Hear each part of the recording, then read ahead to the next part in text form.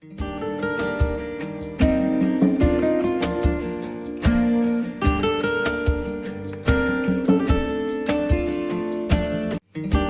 aprendido a nuestra vida, ¿cierto? Yo les pido que el que quiera participar vaya levantando la mano, porque la idea es que vaya siendo participativo también. Ahora, en esto debemos tener en cuenta, muchas gracias, sí, muchas gracias, lo que dice Romanos 12:2, que dice: no se amolden al mundo actual. La Reina Valera dice: no os conforméis a este siglo, pero siglo no significa ahí 100 años, sino que el mundo, la era en la que vivimos, ¿cierto? Entonces dice: no se amolden al mundo actual, sino sean transformados mediante la renovación de su mente. Así podrán comprobar cuál es la buena voluntad, o cuál es la voluntad de Dios, buena, agradable y perfecta, ¿cierto? Entonces tenemos el mandato de no amoldarnos, de no conformarnos a esa sociedad, esa cultura que está bajo pecado, que nos rodea. Y a la vez, ¿cómo podemos hacer esto? Renovando nuestra mente, siendo transformados por la renovación de nuestra mente. ¿Y qué va a ser lo decisivo? El eje en esa renovación, la voluntad de Dios, que es buena, agradable y perfecta. Y las preguntas que hemos tratado de responder son estas, ¿cierto? ¿Cómo se relaciona el ser humano con la creación? ¿Cómo, en otras palabras, cómo debe vivir? ¿Cómo debemos vivir? ¿Cierto? Como adelantaba al comienzo. Y tenemos extremos que surgen y que tratan de responder a esta pregunta. Nosotros vimos lo relacionado con estos conceptos. No sé si se acuerdan, en la serie tuvimos un apartado especial que se llamaba Conceptos Incorrectos, y que ahí tratábamos de ver las distintas respuestas que ha dado el hombre sobre cómo debemos vivir y cómo esas respuestas se van metiendo en la iglesia, en nosotros, en nuestras mentes, ¿cierto? Entonces teníamos el ascetismo, el pietismo, el misticismo, espiritismo. No vamos a poder detenernos en estos conceptos hoy día porque ya los vimos. Si alguien tiene dudas, le invito a revisar esa parte de la serie, ¿cierto? Pero ¿qué tenían en común estas cuatro facciones o estas cuatro doctrinas o visiones? Que finalmente nos invitan a apartarnos del mundo, pero en el sentido de lo creado, no solo de lo malo, sino que de nuestros quehaceres incluso humanos, y entregarnos a una especie de espiritualidad que está en las nubes, elevada, por decirlo de una manera más o menos simple y entendible. Pero todas estas finalmente nos invitan a abandonar.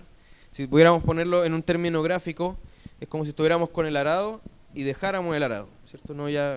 Esto ya es un tema mundano, terreno. Yo me dedico a contemplar simplemente a Dios, la vida contemplativa.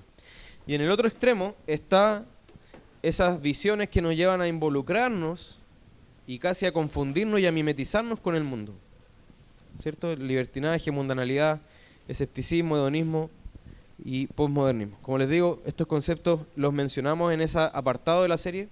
Si alguien quiere profundizar, puede encontrar los videos en YouTube. Ahora, ¿cuál es la única posición, la única verdad, ¿cierto? La única posición perfectamente equilibrada, la única posición perfectamente coherente y consistente, sólida, ¿cierto? Que es la verdad como se presenta tal cual, pura desde el Señor.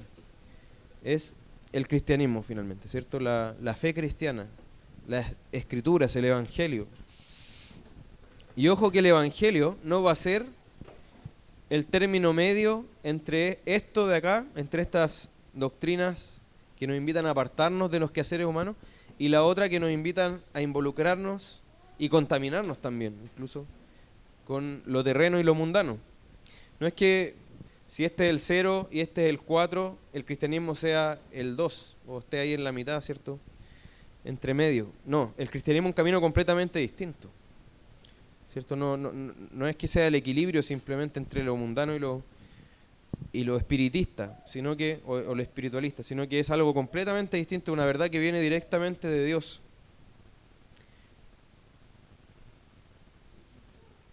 Entonces, decíamos en la serie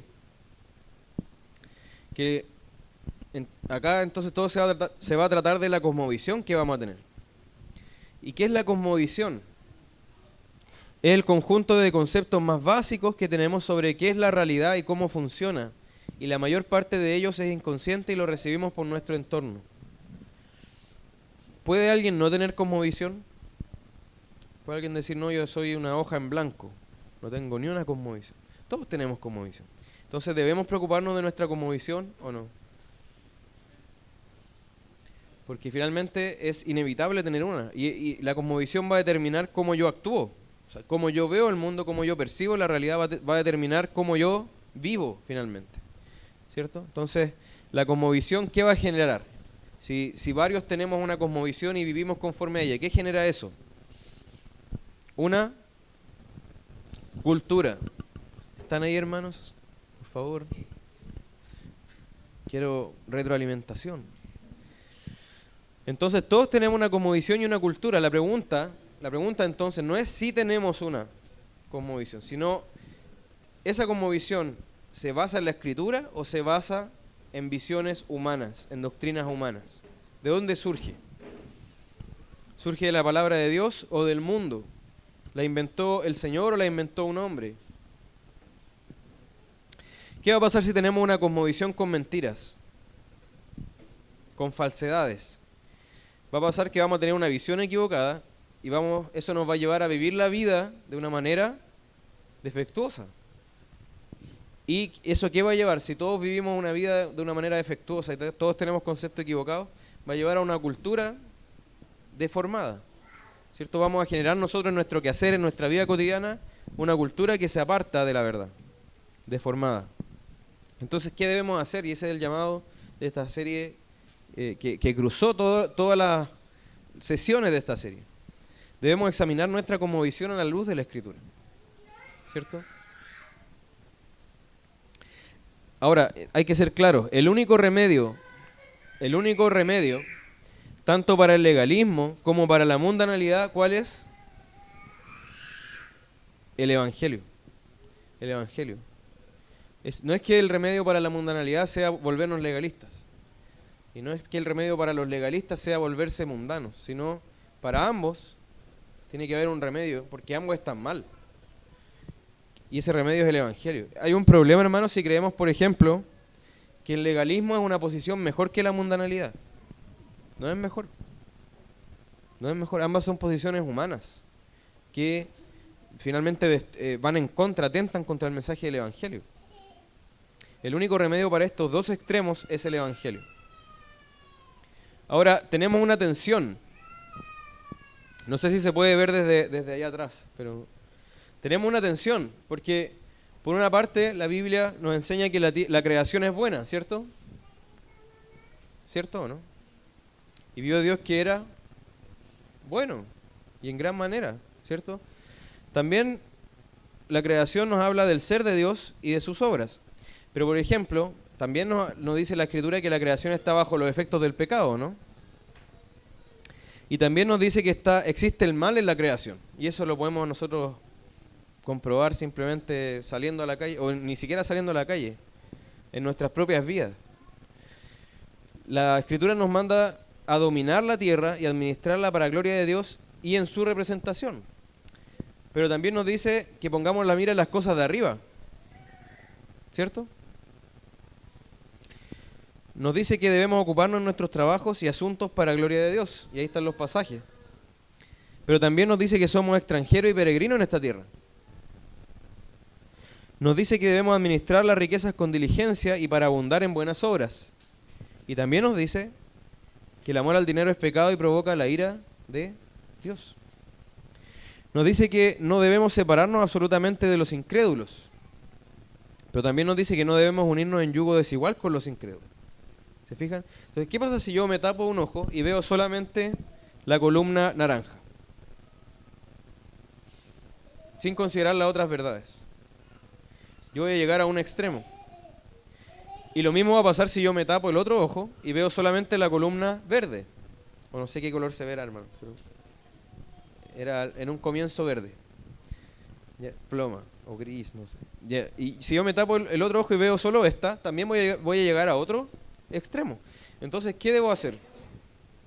Reflexionar en armonía estas verdades. Porque no están en enemistad. Están en armonía. Solo que debemos entenderlas bien. ¿Cierto? Entonces, yo no puedo elegir una sola columna, yo no puedo decir, ay, es que a mí me gusta, me acomoda más esta visión, yo soy más pesimista, por ejemplo. Yo veo el mal en la tierra, veo el pecado, no. Tampoco puedo escoger solo la otra. En la Biblia se presentan ambas realidades y elegir solo una nos va a llevar a extremos y a distorsión. Ahora, hablábamos de desafíos en nuestro contexto, ¿cierto? Entonces, vamos viendo algunos temas y qué desafíos tenemos en esos temas. En el trabajo, por ejemplo, está pendiente desarrollar una visión cristiana del trabajo en general. Y acá hablamos, y esto nos toca muy directamente a nosotros los latinos, ¿cierto? Y quizás incluso más a los latinoamericanos.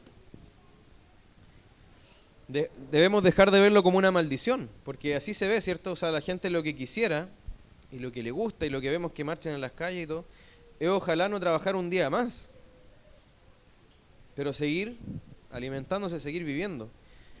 Y si nosotros vemos la nobleza española que llegó aquí, y cuál era su visión, era que la nobleza implicaba no trabajar, tener servidumbre que hiciera el trabajo por uno, ¿cierto? Entonces quizás eso se nos quedó ahí pegado.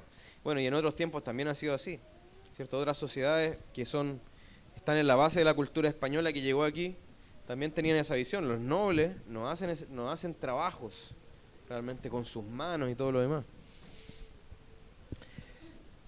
Entonces, debemos dejar de verlo como una maldición, como si fuera parte de los efectos de la caída, y empezar a verlo como el cumplimiento del mandato cultural, porque esto lo hemos dicho varias veces en esta serie. ¿Cuándo fue que el Señor les dio el huerto para que lo labraran, para que lo trabajaran a Adán y Eva? ¿Cuándo se lo dio? ¿Antes o después de que ellos pecaran? Antes. Entonces, el trabajo forma parte de la vida del hombre desde su inicio, pero sin el pecado. El pecado solo le agregó la fatiga, le agregó el despropósito, le agregó el cansancio. Pero finalmente lo que vemos es que el trabajo es parte del mandato de Dios inicial para el hombre. Pablo, el hermano Pablo. Así que con respecto a eso también deberíamos cambiar nuestra forma de pensar con respecto a lo que hoy día estamos hablando en Chile con respecto a la AFP, por ejemplo. ¿Cierto? Que a una cierta edad nosotros deberíamos dejar de trabajar como un derecho, ¿cierto? Y tendríamos que tener un sueldo casi igualado al último sueldo que tenemos, ¿cierto? Entonces eso también nos debería hacer pensar en cuanto al ahorro y también en cuanto al mandato de las familias y de la iglesia. O sea, que las familias cuidan a las familias y que la iglesia tiene que ir también en busca, ¿cierto?, de aquellas personas que están más necesitadas. Entonces, tenemos que empezar a cambiar, ¿cierto?, nuestra forma de pensar también en las políticas que se están estableciendo en nuestro país y la forma de pensar de la gente, y que en las mismas iglesias hoy en día se ha, ¿cierto?, de alguna forma infiltrado entre comillas, ese panfleto que hay, ¿cierto?, en donde el Estado tiene que hacerse cargo de nosotros y finalmente nosotros no tenemos que pensar así. Muchas gracias por mencionar ese asunto, porque justamente esa es la idea, que vayamos conectando esto con nuestra vida diaria y lo que está pasando en nuestra sociedad. Y es muy cierto, o sea, si nosotros vemos cuál es la norma que el Señor estableció en la creación, es que para tener alimento yo tengo que trabajar, ¿cierto? Para tener algún recurso. Si nosotros hipotéticamente termináramos con la sociedad y arrojáramos a las personas a vivir en el estado de naturaleza que se llama, ¿cierto? O sea, vivir como si no hubiera sociedad y ellos tuvieran que arreglársela. Ellos, si no estiran su mano para recoger una fruta, o si no cazan un animal, o si no cosechan algo, no van a comer. Y el apóstol Pablo dice, el que no quiere trabajar, que tampoco coma. Lo que está diciendo ahí es que lo que debería pasar, la regla general, es que si yo como, es porque estoy comiendo del fruto también de mi trabajo. Y por eso el apóstol Pablo incluso manda a trabajar. Entonces, si alguien quisiera dejar de trabajar un periodo de su vida, pudiendo hacerlo, por supuesto, ¿qué tiene que hacer? Supongamos que quisiera dejar de trabajar. Ahorrar, ¿cierto? Ahorrar en su vida activa. Más allá que, si es discutible que sea pecado o no, que esté ocioso, ¿cierto? Sin trabajar, pudiendo hacerlo. Pero si en un momento dice, no, es que yo quiero dejar los últimos años de mi vejez para otras cosas, ok, para descansar, para viajar, lo que sea. ¿Qué debo hacer yo durante mi vida activa? Ahorrar. ¿Y qué pasa si yo no tengo los ahorros suficientes para vivir en ese momento? No puedo dejar de trabajar entonces. Ahora, ¿qué pasa si yo estoy en necesidad? ¿Qué pasa si yo quedé inválido? ¿Qué pasa si a mí me dio cáncer? ¿Qué pasa si me enfermé? ¿Quién debe hacerse cargo escrituralmente de mí? La familia.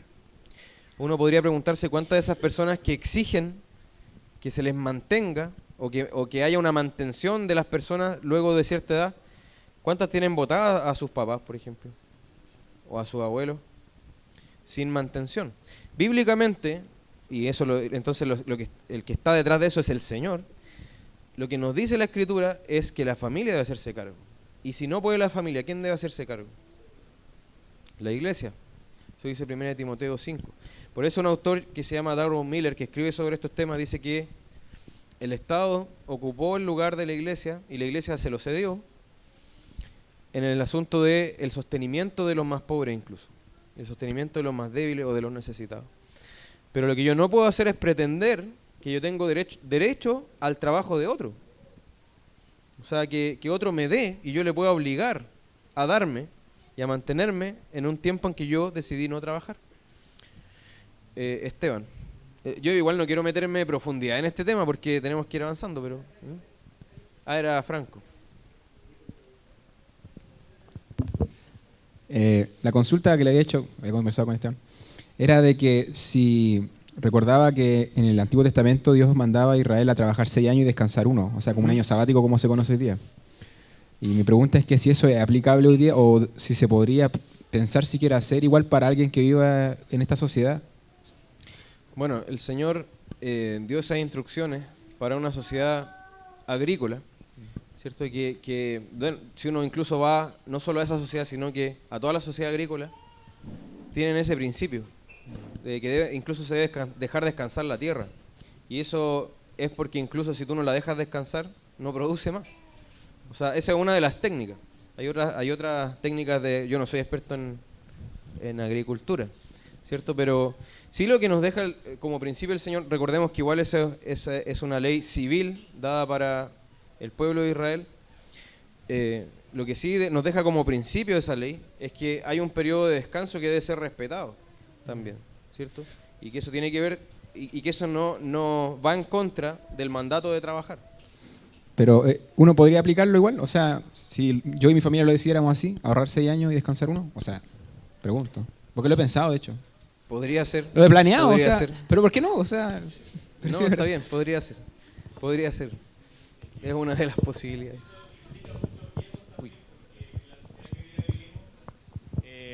Tener un trabajo por 6 años significa, entre comillas, aumentar tu renta y después dejar de trabajar, no puedes recuperar la renta que tenías. Entonces, llegar a esa conclusión es muy, muy difícil también en esta sociedad en la cual vivimos. E incluso con mis alumnos la otra vez me decían, profe, en cuanto a la maternidad, ¿por qué el papá no se hace cargo de un niño y después una mamá? Les decía, pero si eso tendríamos que cambiar trabajo mes a mes o semana a semana y eso es imposible en la sociedad que vivimos.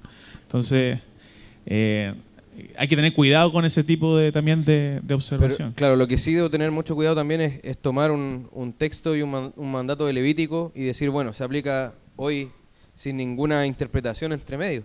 Porque también sabemos que la ley civil y ceremonial no rige para el pueblo de Dios hoy día, ¿cierto? Pero sí nos da principios claros. Pero no puedo simplemente aplicar, por ejemplo, el que habla de las telas, que yo no puedo mezclar una tela con otra. ¿Cuántas ropas nuestras tienen telas mezcladas, poliéster, algodón, en fin? Eso no significa que estamos en pecado, pero sí debemos recordar que el Señor le da un mandato a su pueblo, porque eso también significaba, en ese contexto, prácticas de los pueblos paganos que los rodeaban, que eran sus vecinos, ¿cierto? Y que estaban desviados de la fe y estaban desviados de la voluntad del Señor, y que cometer esas prácticas los hermanaba con esos pueblos. Entonces también tenemos que tener en cuenta la interpretación armónica de la Escritura en su todo. Espérame, bueno, Esteban y Mirko, les pido brevedad porque estamos quedándonos en este punto. Vamos en la... No, sí, es bien breve. Lo que pasa es que para mencionar igual el equilibrio, porque hoy día tenemos un sistema de FP acá en Chile que está normado por el Estado y que el cristiano también debe someterse a eso. como tú decías, ¿cierto? No es lo que la Escritura nos manda como ideal. Sin embargo, si la ley está hecha así, y nosotros debemos también obedecer a nuestros gobernantes, está bien, o sea, no es pecado tener esta alternativa que la misma ley nos está dando e incluso mejorarla o perfeccionarla, para que también no pensemos que si a mí me dan una pensión, incluso solidaria, es pecado recibirla, o algún bono estatal. Lo que sí debemos entender es que no es obligación ni un derecho mío recibir eso, sino que a pesar de eso, Dios ha permitido que lo pueda utilizar en este sistema en el que ya está instaurado hoy en día, y tratar, por supuesto, con esto termino, de mejorar eso conforme a los principios bíblicos siempre, por supuesto. Sí, aunque igual debe haber una... O sea, bueno, recojo lo que tú dices, que debe haber una reflexión profunda en ese sentido, porque puede confundirse la persona y pensar que realmente tiene el derecho a sacarle el dinero del bolsillo a las otras personas para sostenerse a sí misma. Entonces, ahí debe haber también una reflexión más de fondo en cuanto a qué es el trabajo y cómo el Señor lo presenta en la Escritura. Mirko todavía ha levantado la mano. Sí, hace unos 2 minutos.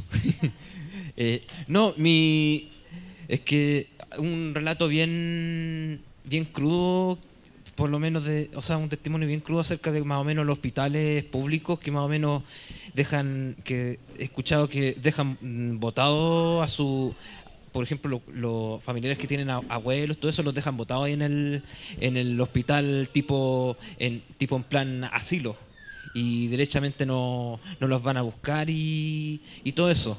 Y yo creo que también ahí hay una cosmovisión de más o menos que ¿para qué vamos a tener a este cacho si podemos dejárselo al Estado? Yo creo que hay una cosmovisión ahí con respecto a que el Estado debiera hacerse cargo de todo lo que son los ancianos, y en este caso los niños. Aunque de todas maneras ya con el caso del Sename ya tenemos más que claro que el Estado ahí ha fracasado totalmente en el cuidado de... Bueno, muchos ausencia de afecto natural, en este caso de los hijos a los padres, por ejemplo, se encubren con estos clamores de justicia exaltados, ¿cierto? De que debemos hacernos cargo, pero al final la persona que directamente puede hacerse cargo, ¿se está haciendo cargo? Esa también es una pregunta. También debemos dejar de pensar, y esto lo expusimos en la serie, que el pastor es el único consagrado. Porque se suele pensar eso en la iglesia evangélica, ¿cierto? ¿Quién es el que está totalmente consagrado? No, es que yo no soy pastor, así que yo no estoy totalmente mi vida consagrada. No, eso es un concepto terrible, hermano. Debe ser expulsado como plaga de entre nosotros. Porque todos debemos estar consagrados completamente y toda nuestra vida. Solo que el pastor o los pastores tienen una función distinta. Pero no significa que sean más consagrados que un hermano que trabaja, por ejemplo, repartiendo diarios. Todos debemos ser consagrados y completamente consagrados.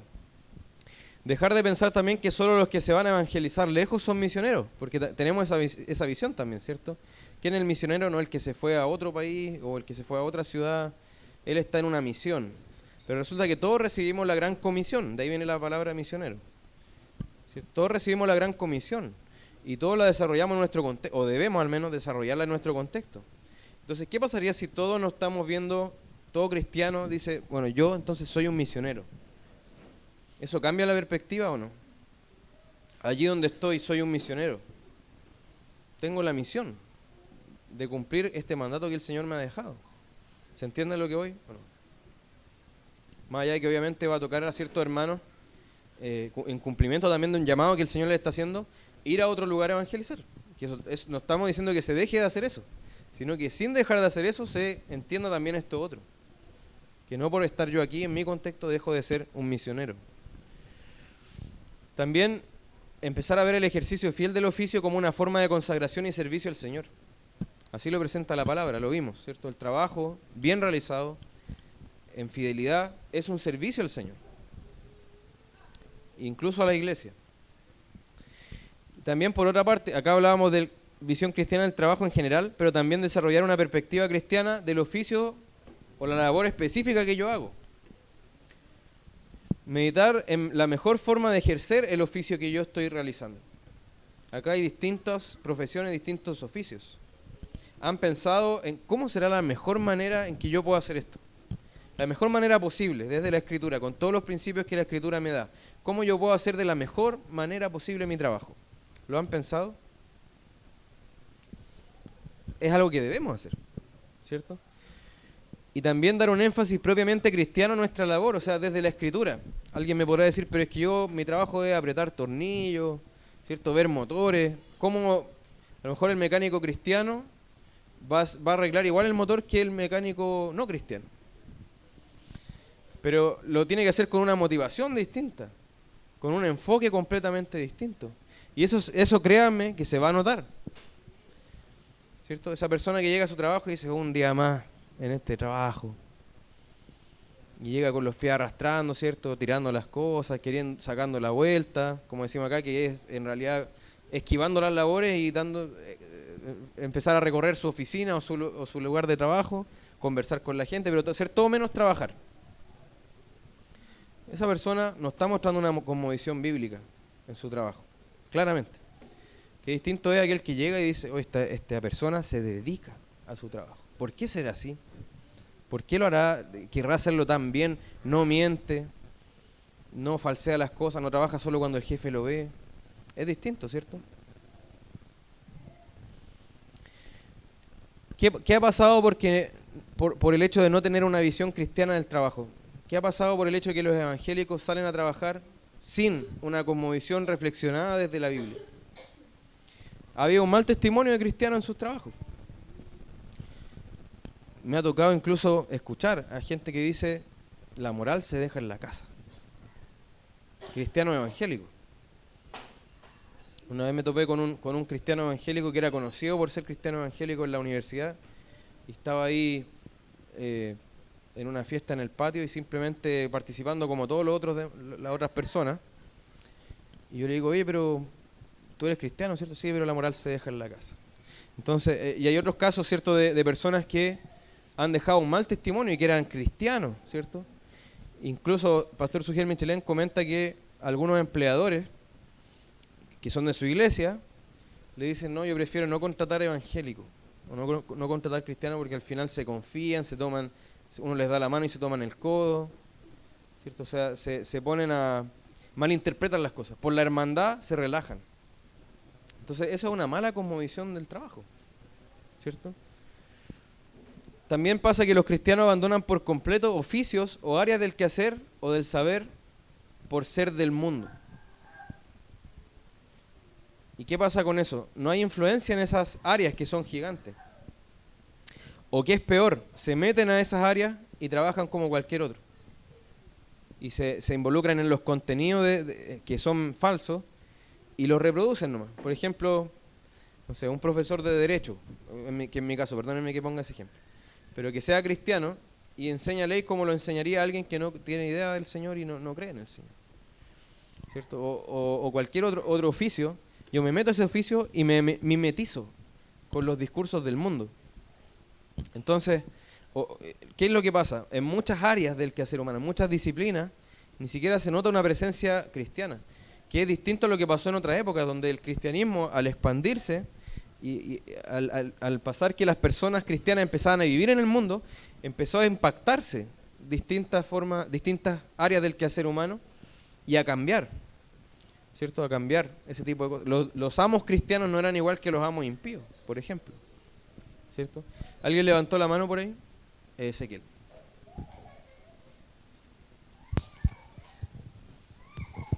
Que me ha tocado el caso también de cristianos también, de que dicen de que el trabajo es distinto a lo que la hermandad o el cristianismo.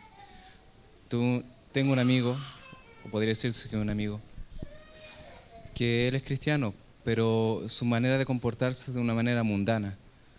Porque él dice de que en lo cristiano, él tiene que ser cristiano solamente en las cosas cristianas de la iglesia, con los hermanos, pero en el trabajo uno tiene que ser distinto porque uno no puede dejarse pasar a llevar por el jefe, dejarse pasar a llevar por los empleadores, que también en los contratos, los pagos.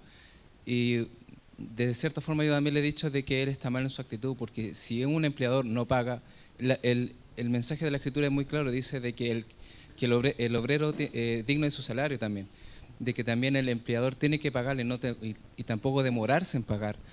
Entonces yo estoy también en mi derecho de reclamarle a la persona si esta persona está abusando de mí o si el empleador también está abusando de mí. Entonces tomar el cristianismo como que es algo solamente del área de la iglesia y algo de la hermandad también está equivocado. Exactamente. Y pasa también no solo en el plano de los trabajadores, sino también de empleadores o de hermanos que necesitan un servicio, por ejemplo, en su casa. Y a veces se piensa que yo tengo el derecho de que mi hermano me haga un trabajo porque es mi hermano, ¿cierto? Que yo le puedo pedir, oye, ¿me puedes hacer esto? Puedes venir a mi casa bueno, y a una necesita nomás, ¿cierto? Te doy una necesita y con eso estamos. Yo no tengo el derecho de pensar que mi hermano me debe a mí hacer un trabajo gratis. Ahora, otra cosa es que si él llega y me dice, hermano, tranquilo, no te voy a cobrar, yo quiero ofrendarte esto, eso es otra cosa, ¿cierto? Pero yo pensar que yo puedo exigirle a mi hermano o esperar de mi hermano que trabaje gratis para mí, eso también es una mala concepción. Rachel, ¿quiere decir algo?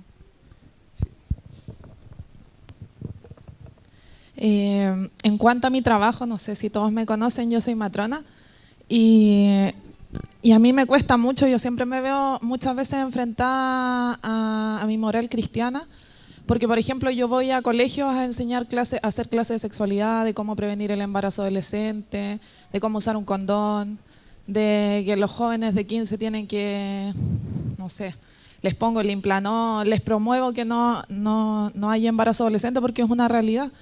Las personas que no tienen a Cristo tienen sexo prematrimonial, tienen sexo no seguro. Hay contagio de VIH por montón. Yo soy la encargada de VIH y hay enfermedad de transmisión sexual en mi consultorio.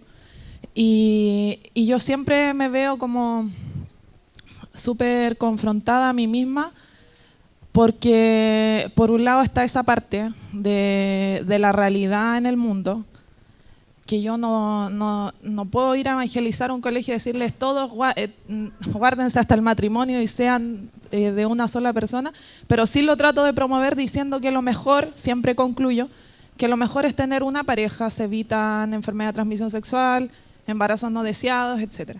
Pero me confronta bastante, yo siempre los ingresos de embarazo se los hago a gente que no está casada, como el 1% de mis pacientes son casadas. Entonces, en realidad es súper complicado para mí ese punto. Es complicado. Y es el sector público, ¿cierto? Sí. Ya. Sí, bueno, esa es una pregunta muy buena, porque me recuerda además un caso que comentó Nancy Pearcey, que es la autora del libro Verdad Total, que se lo recomiendo mucho, que no es tan intenso como tu, o sea, mejor dicho, tu caso no es tan intenso como el de ella, pero era una persona cristiana, una mujer cristiana que trabajaba en la mayor empresa abortista del mundo, que es Planned Parenthood, que no sé si se acuerdan que yo les comenté ese caso. Y ella daba charlas de aborto a las jóvenes que querían llegar y todo, y esta hermana Nancy Pearcey le pregunta a ella, ¿y cómo puede hacer eso? No, es que este es mi trabajo, que es distinto a mi fe. Decía. Entonces, ¿qué pasaría si después tienes que dar charlas de aborto? Por ejemplo, eso, y probablemente te va a tocar. Entonces ahí, claro, es difícil, es muy duro, y entiendo, o sea, porque también me he visto, yo creo que todos nosotros nos hemos visto ese conflicto entre ejercicio de la profesión fiel al Señor y lo que nos están pidiendo. Pero también hay que hacer una reflexión ahí, porque incluso vale preguntarse si el Estado debería enseñarle a los niños educación sexual, por ejemplo. Más allá de que sea una realidad, que es cierto, pero bíblicamente no debería ser así.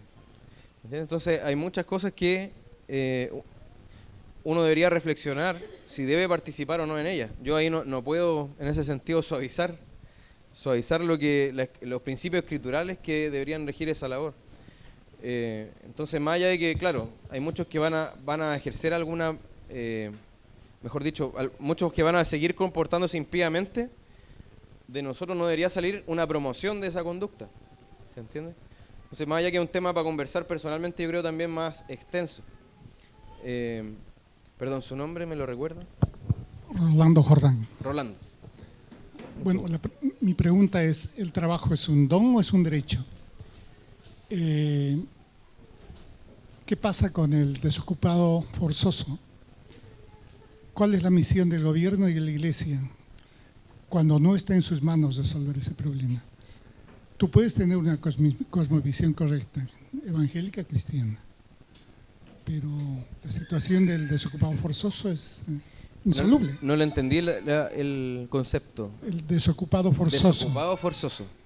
¿Cuál es ese? Perdón que no lo tengo en mente. ¿A qué se refiere con desocupado forzoso? El que está cesante sin tener ok. oportunidades de trabajar. Ya entiendo. Bueno, más que un don o un derecho, el trabajo es un mandato, ¿cierto? Y para el cumplimiento de ese mandato que el Señor nos da, Él nos da dones y capacidades. Entonces ahí, claro, ahí entra la parte de que tiene un componente que es un don también. O sea, si tengo habilidad para ciertas cosas, esa habilidad no es porque yo soy genial, sino porque el Señor también me la ha dado, para que yo lo honre con esa habilidad. Ahora el cesante está en esa situación no por voluntad propia, espero, ¿cierto? O a no ser que sea don Ramón, ¿cierto? Pero no está ahí porque él quiera ser cesante, sino porque él no puede, no ha encontrado trabajo. En ese sentido no es porque él quiera estar ocioso, ¿cierto? Entonces ahí no tiene que ver con un pecado de su parte. Distinto es si pudiendo trabajar, si teniendo las capacidades, si teniendo la fuerza, él no quiere trabajar, ¿cierto? Y prefiere que lo mantengan sus papás, ¿cierto? O algo así. Entonces eso pasa con los cesantes. Vamos a ir avanzando, hermano. No sé si alguien tenía otra pregunta, pero de verdad estamos en el primer punto, hermano. Voy a tratar de ser breve con lo demás. Entonces, como decía, algunos si ejercen en esas áreas no saben cómo conjugar trabajo y fe. Y eso es muy complejo. En algunas áreas donde ya está tan extendida la falsedad que pareciera que nosotros ya no podemos trabajar ahí. Y de hecho, en Estados Unidos, el que era candidato hace poco, Bernie Sanders, decía que los cristianos no deberían ocupar cargos públicos. El que crea que el Jesús es el Hijo de Dios no deberían ocupar cargos públicos, o al menos cargos de representación. Imagínense, o sea, ellos ya están entendiendo que los cristianos no deberíamos estar en el ámbito de lo público, de las instituciones. Muchos piensan así. Y otros piensan que si yo estoy en una institución pública, yo debería esconder mi fe particular porque es una convicción mía, privada. Pero en mi desarrollo de la profesión debería entonces predicar lo mismo que los demás. Entonces, ¿qué pasa? El cristiano se queda sin herramientas bíblicas para su día a día. ¿Cuántas horas pasamos en el trabajo, hermano? O estudiando. Son muchísimas horas, muchísimas. Si usted está trabajado en un régimen regular, son 8 horas y tanto, ¿cierto? Por día. Y a la semana son 40 y algo. No recuerdo. Entonces, imagínense, todo ese tiempo yo no tengo herramientas. Yo estoy aquí trabajando con la misma mentalidad que el resto de la gente. Lo que yo estoy diciendo con otras palabras, Dios no tiene nada que decirme a mí sobre cómo yo debo ejercer mi trabajo. Y eso es mentira. Entonces, ¿qué pasa? Los cristianos caen en los mismos vicios que sus compañeros no cristianos. Por ejemplo, mentir en el trabajo, sacar la vuelta, que decíamos que era esto de evadir el trabajo, irse para otros lados, ¿cierto? Hacer como que trabajo cuando llega mi jefe, falsear información. ¿Terminaste el informe? Sí, lo terminé. Pero no lo ha terminado, ¿cierto? ¿O leíste el documento? Sí, lo leí. Y empieza ahí a inventar cosas. Esos son vicios, hermano. Licencias médicas falsas. Yo me merezco un descansito. Tengo un médico amigo que me puede ayudar. Licencia falsa. ¿Cierto? Un mal súper extendido. O vayámonos de palabra nomás. Todo ese tipo de cosas. Mañas no cristianas. Entonces, debemos desarrollar una visión cristiana y eso está pendiente y eso es algo que ha hecho mucho daño. La falta de una visión cristiana del trabajo ha hecho muchísimo daño a la iglesia en este país, yo creo que en muchos otros. En cuanto al dinero, hay un tema pendiente que es entender que la administración del dinero refleja lo que ocurre con nuestro corazón. A veces se toma este tema del dinero como un tema carnal, mundano. Nosotros no hablamos de eso porque es algo de esta tierra. Nosotros tenemos que poner nuestro ojo en el cielo. Pero en realidad la Biblia habla mucho de esto. Habla muchísimo de esto. Y dice en muchos lugares, ¿cierto?, que lo que pasa con nuestro dinero finalmente va a reflejar lo que pasa en nuestro corazón. La Biblia está llena de pasajes sobre esto, ¿cierto? ¿Y qué pasa con esta visión de que el dinero es algo terreno, es algo mundanal? Que deja fuera el tema de la vida de la iglesia. ¿Y quiénes toman este tema? ¿Quiénes se preocupan harto de este tema? En la iglesia, entre comillas. los que hablan del evangelio de la prosperidad. Y ellos toman este tema, el dinero, el dinero. ¿Y qué pasa cuando uno trata de hablar de este tema en una iglesia bíblica? Se dice, ay, no estaremos yéndonos para el evangelio de la prosperidad. Porque ellos hablan del tema, pero hablan mal del tema, ¿cierto? Hablan del tema para explotar a la gente y sacarle su plata. Pero eso no significa que nosotros no debamos hablar del tema, porque la Biblia habla del tema, ¿cierto? Entonces los cristianos han caído en los mismos vicios y errores del mundo. Por ejemplo, mala administración, deudas agobiantes adquiridas irresponsablemente, compromisos financieros irresponsables, ¿cierto? Comprometerme a algo, pedir un préstamo sin saber si yo voy a poder pagarlo, sin hacer el cálculo. ¿Yo puedo pagar esto realmente? ¿Debería entrar en este préstamo? Consumismo, ¿cierto? Comprarme cosas porque sí, porque al final el consumo me da gozo, ¿cierto? Comprarme algo me ayuda a olvidarme de mis tristezas, de mis problemas. Me hace sentir que yo puedo, por ejemplo. Yo puedo adquirir eso. Yo puedo comprarme esto. Y el egocentrismo de la administración del dinero. Al final, el dinero es mío, yo lo administro para mi propio bien, para mi propio bienestar. Entonces, hay un tema pendiente muy grande en la iglesia que es la caridad y la generosidad. ¿Cuánto habla la Biblia de esto? Muchísimo también, ¿cierto? De hecho, si nos dice que si abundamos en bienes, es también para abundar en generosidad, en liberalidad. Está 1 Timoteo, 1 Corintios, ¿cierto? 9. 2 Corintios 8 y 9 nos hablan de esto también. El cristianismo en otro tiempo se caracterizó por grandes obras de misericordia. Hospitales, ¿dónde surgieron los hospitales propiamente? ¿Dónde está el origen de los hospitales? En el cristianismo, en la iglesia, ¿cierto? El cuidado de los enfermos, lo vimos cuando hablamos del Imperio Romano, cómo el cristianismo impactó el Imperio Romano. Los romanos dejaban botados a sus enfermos para que se murieran. Los cristianos los atendían, aun cuando eso significaba que ellos se enfermaran y después se murieran. Los hospitales surgen en el seno de la iglesia. Los orfanatos, la preocupación por los huérfanos, por los niños que nacían con deformidades. Los romanos, los griegos los mataban, los tiraban desde el despeñadero. Los cristianos los criaban. Las escuelas mismas, o sea, entender que la iglesia, la instrucción en la fe viene con la instrucción también en las otras áreas de la vida. Las casas de acogida, en fin. ¿Y cómo eran sostenidas estas cosas? Con ofrendas, po. Hoy día, ¿cuántas cosas sostenemos de esta naturaleza? ¿Podríamos hacerlo? O sea, con lo que generamos. O sea, ¿deberíamos? Es una pregunta, pero ¿podemos con lo que generamos finalmente? ¿Solo los pastores deben poner sus vidas y sus finanzas al servicio del Señor? Por ejemplo, muchos dicen y atribuyen, que es cierto, pero esto es un vicio finalmente. Es decir, no es que el pastor debe vivir por fe, debería, ¿cierto?, entregarse finalmente a lo que el Señor le entregue. Y ahí todos los demás, ¿cómo deben vivir? Un segundo. ¿Estarías dispuesto a vivir de forma más austera para ser más generoso? Ahí ya nos empieza a doler, ¿cierto? No, es que yo de verdad quería esa tele, hermano. ¿Estarías dispuesto a apretarte un poco más el cinturón para darle a otro? ¿Cuánto de tus ingresos se destina a obras de generosidad y misericordia? Hermano Pablo. Sí, solo decir dos cosas. Que es sumamente importante lo que tú estás hablando sobre el hospital, el orfanato, escuela. Nosotros podemos ver en Temuco varias iglesias bautistas que al lado tienen una escuela. Muy bien. Y eso refleja que hay una herencia que nosotros tenemos que rescatar, que no estamos tan lejos de eso en el pasado, que ha existido. ¿Y por qué no hacerlo si nuestro Redentor es grande, maravilloso y bueno? Eso por un lado.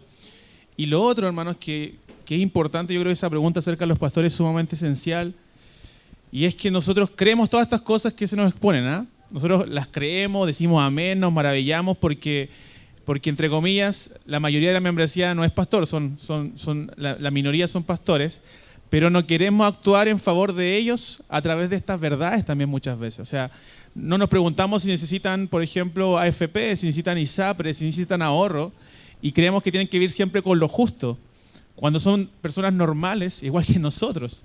Si necesitan vacaciones, por ejemplo, previsión, etcétera, un montón de elementos que nosotros tenemos, pero que creemos muchas veces que en el mundo evangélico no las deben tener. Entonces nosotros también tenemos que cambiar nuestra forma de pensar en cuanto al sostenimiento de los pastores.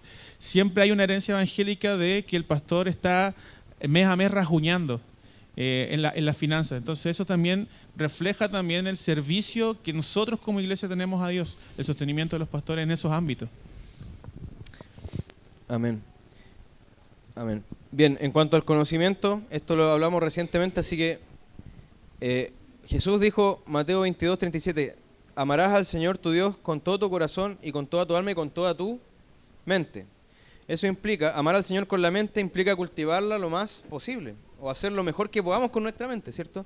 Eso de quedar con la mente rústica, con la mente como un sitio eriazo, no es bíblico. No es bíblico. Los cristianos en Chile santifican la ignorancia y exaltan el sentimentalismo. Y ojo, acá no estamos diciendo que no deban tener sentimientos ni expresar emociones los cristianos. El cristianismo la fe cristiana debe envolvernos por completo, ¿cierto? Todo nuestro ser. Y eso implica también nuestras emociones y nuestros sentimientos. Pero no se debe dejar de lado por eso el conocimiento, ¿cierto? Y debemos esforzarnos por conocer la palabra de Dios. Y no solo la palabra de Dios, sino que también la verdad del Señor plasmada en su creación. Entonces hay áreas del conocimiento y disciplinas completamente abandonadas por los cristianos, ¿cierto? Por ejemplo, en la ciencia, ¿dónde están los cristianos en la ciencia? Es como que están avergonzados por esta visión que ha arrasado con todo el darwinismo, ¿cierto? Entonces, ¿dónde están los cristianos en esa disciplina? Bueno, hay, ¿cierto? No estoy diciendo que no haya nada, pero una posición cristiana sólida, finalmente, y que tenga una disciplina y una tradición incluso de conocimiento, yo creo que es un tema pendiente. Hermano César.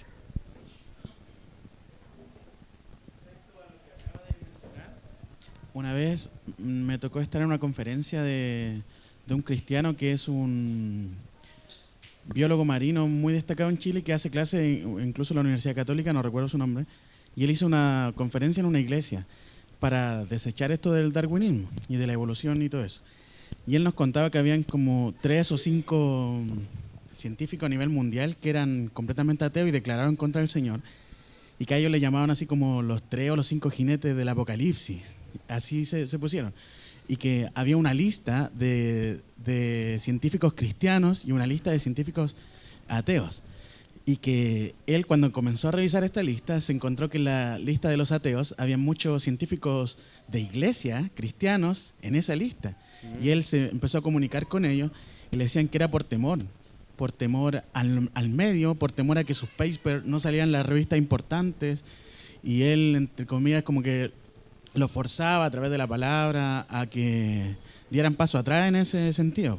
Y también él glorificaba al Señor por la lista de los científicos chilenos que sí estaban en la lista de creyentes, pero que sin duda también eran desechados. Claro. Incluso él hacía clase en el doctorado de la Chile y decía que un alumno le decía, pero da lo mismo su clase porque igual existe la evolución. Entonces él le decía, usted no está preparado para ser doctor. Usted no puede ser un doctor en ciencia o en biología marina porque no es objetivo con la evidencia que yo estoy mostrando.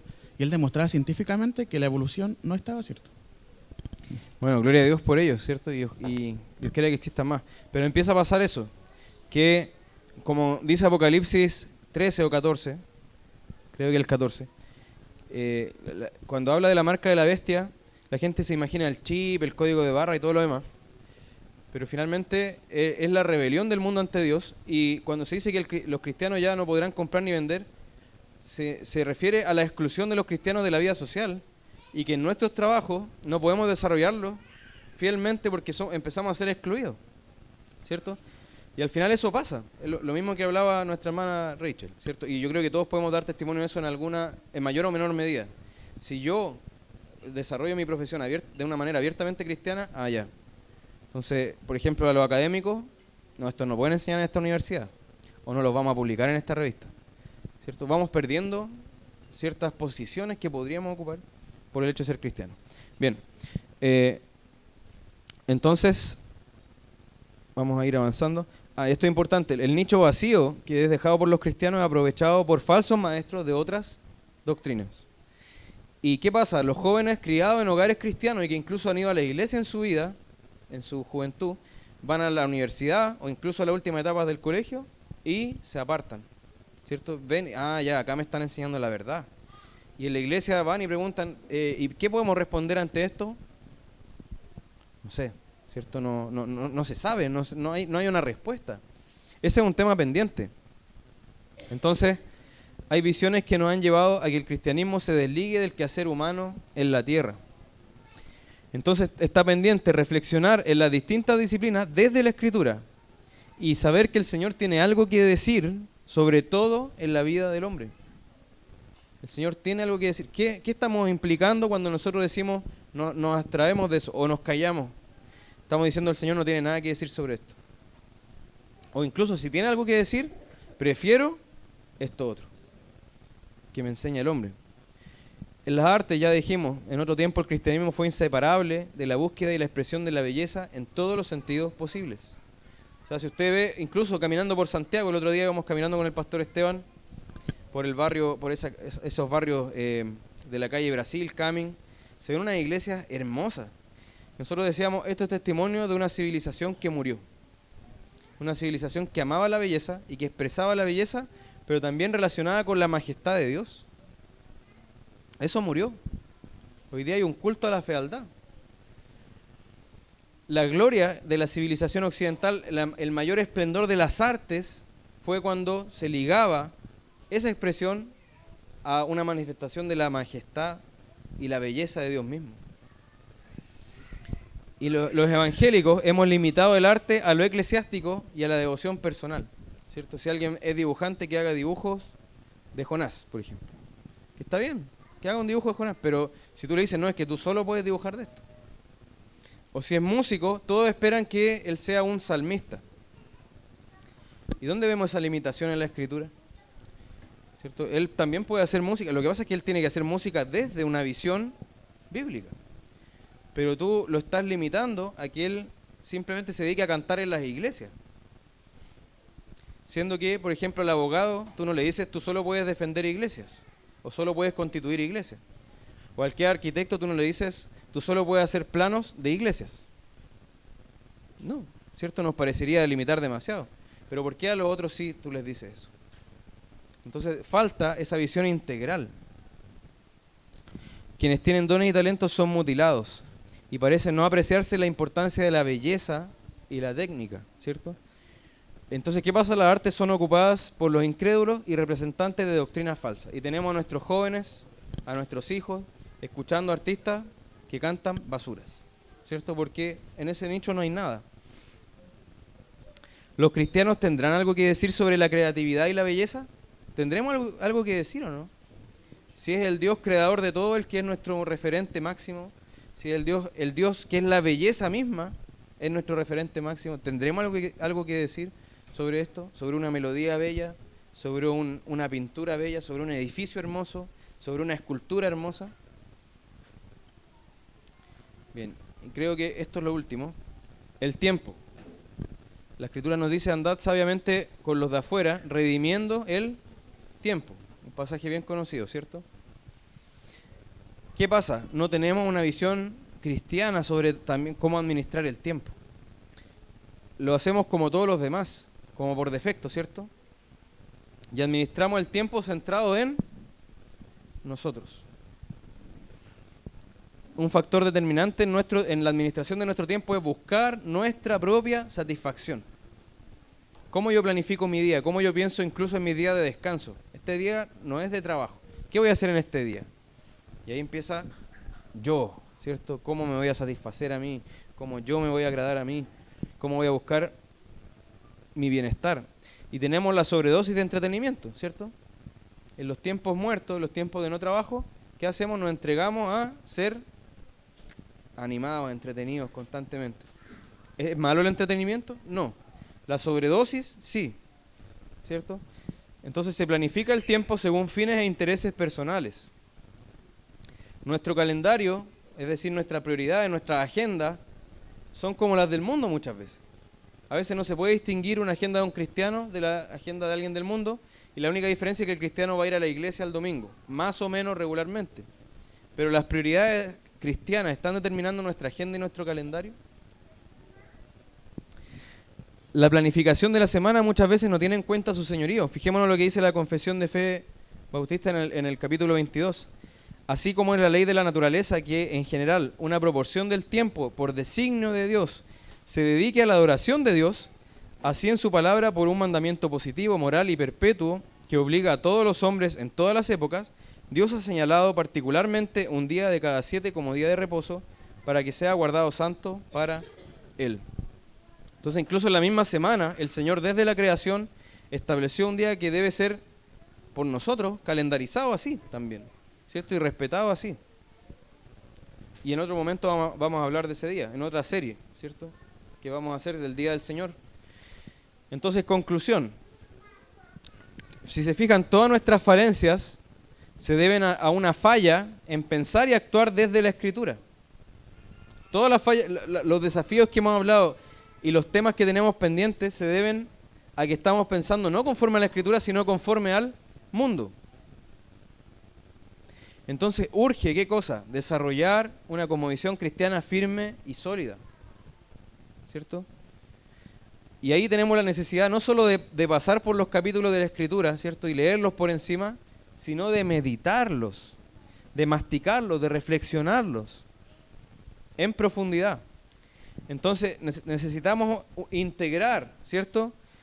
Una visión integrada entre la Escritura y nuestro quehacer en la tierra. Una visión integrada, no separada. Esto es lo espiritual y esto es mi vida aquí. Así como si fueran dos piezas separadas. No, tiene que estar integrado. Y esa separación es la que lleva a las falencias que mencionamos. Entonces tenemos un problema. No solo no conocemos todo lo que podríamos conocer, sino que aquello que conocemos no lo obedecemos.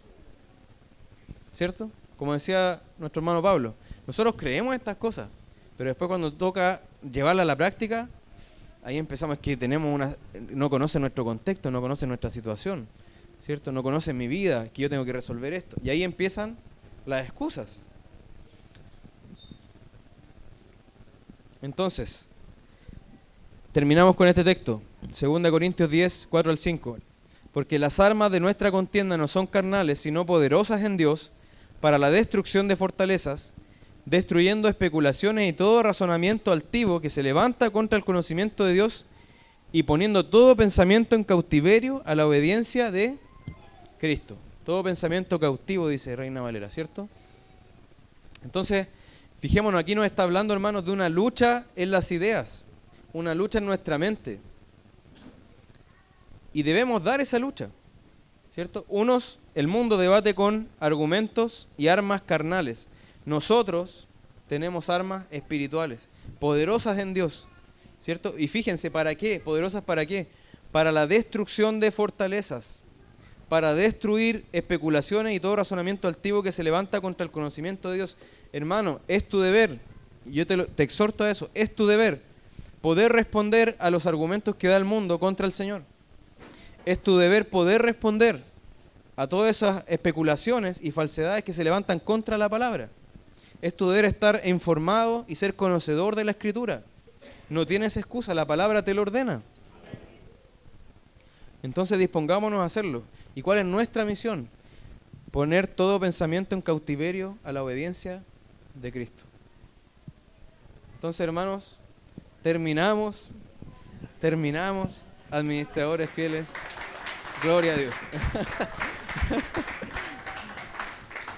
Hemos terminado. Bien, ¿alguna intervención final? El Pastor Esteban.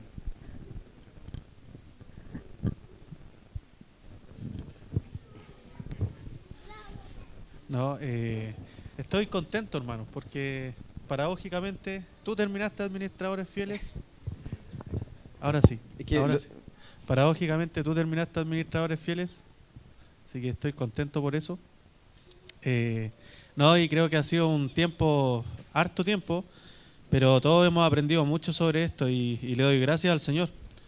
Y nada, porque el Señor ahora nos ayude a cada uno de nosotros a salir a la sociedad, a cumplir con todo lo que ya el Señor nos ha mostrado de sobra a través de su palabra. Y agradecer a cada uno de quienes estuvieron enseñando, las intervenciones, en fin, y a servir ahora al Señor, para lo que estamos llamados. Somos servidores del Señor en todo lugar. Amén. Que el pastor Esteban dice paradójicamente, porque siempre yo era el que decía que la mantengamos ahí. No, si podemos enseñar otra vuelta más, darle otra vuelta más. Bueno, me tocó terminarla. Gloria a Dios. Franco. Bueno, que igual estoy agradecido a Dios por esta serie, igual que también por la anterior por las anteriores que hemos visto, también el glorificando a Dios nuestras relaciones, y esta especialmente por el tema de todo lo que es la cosmovisión del trabajo, el trabajo, el tiempo y el dinero. Eso es una cosa muy importante que yo pienso que a todos nos falta, especialmente yo pienso que a los cristianos más neófitos o más jóvenes, en ese sentido, porque generalmente nos pasa, por lo menos en mi caso, que cuando uno llega a la fe uno se pone muy ascético, muy legalista muchas veces, y como que por exaltar y por buscar a Dios como que uno olvida esa otra área que son importantes y también glorifican a Dios. Entonces, eso más que nada, igual agradecido a Dios por esto y que podemos ponerlo de verdad en práctica y no decir, sí, una vez vimos esta serie, cómo me acuerdo cómo la pasamos bien, pero de verdad ponerlo en práctica esto, porque no termina acá con esto, sino que se puede seguir profundizando, podemos seguir conversando entre los hermanos en la comunión. Amén. Sobre esto y no solo eso, sino que tener incluso, no sé, planificar cosas también sobre Amén. Esto mismo. Justamente esa es la idea, que sigamos ahí conversando. Terminamos entonces, hermanos, y gracias por su participación también. Que el Señor nos ayude con las series que vendrán. Amén. Oremos entonces para terminar. Señor amado, te damos gracias por esta enseñanza que viene de tu palabra y que tú has impartido durante todo este tiempo, Señor. Ayúdanos, Padre, a que podamos atesorar estas verdades y que podamos llevarlas a la práctica, Señor. Que podamos poner en obediencia todo aquello que hemos ido conociendo, Señor. Y sabemos que para nosotros no es que sea muy difícil, es imposible, Señor. Por eso necesitamos de tu gracia, necesitamos que tú nos capacites con tu Espíritu Santo para obedecerte y serte fieles, Señor. Ser administradores fieles realmente y tener como ejemplo supremo a Cristo, Señor, quien realmente nos dijo cómo vivir y se dio a sí mismo por nosotros, nos dio el ejemplo máximo de amor y de fidelidad a ti, Señor. Por favor, ayúdanos, Padre, nos encomendamos a ti en Cristo Jesús. Amén. Hermanos.